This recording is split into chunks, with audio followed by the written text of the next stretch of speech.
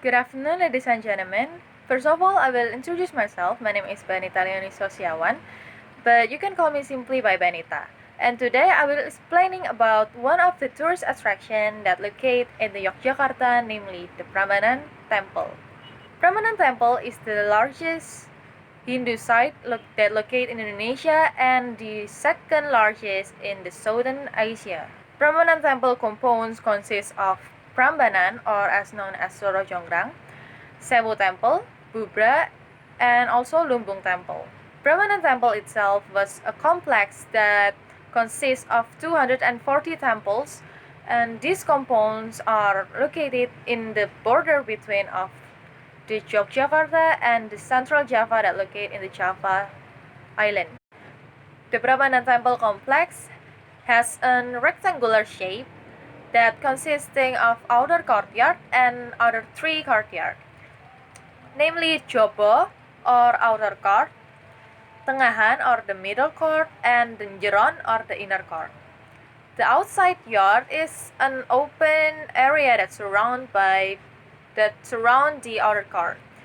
And in the middle of the outer court there was the second court or the middle, and the central court was also surrounded by a stone fence that was now collapsed.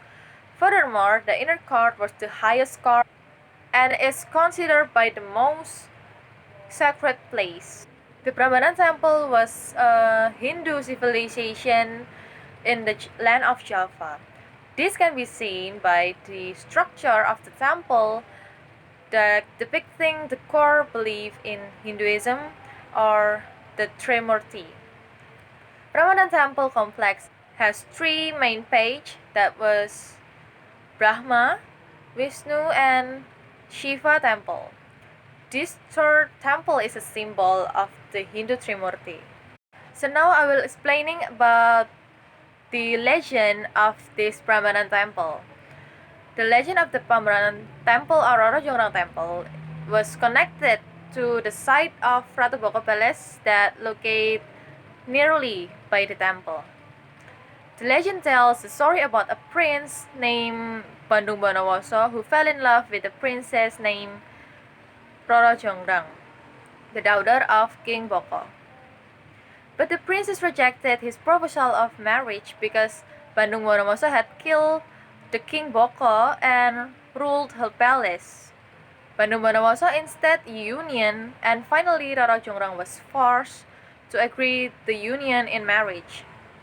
But she posed on one condition, that Bandung Bondowoso was built her 1,000 temple in only one night.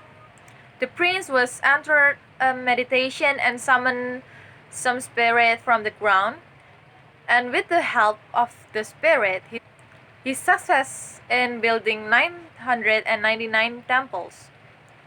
But when the prince was about to complete the condition, the cock began to crow, and the spirit was flat back into the ground. And when the prince was known that he was fooled by the princess, he was angry and he turned the princess into a stone. So she became the last and the most beautiful of 1,000 statues. And according to this tradition, the unfinished 1,000 temples created by the demons become Sewu temples. And right now, the Roro Jonggrang was known.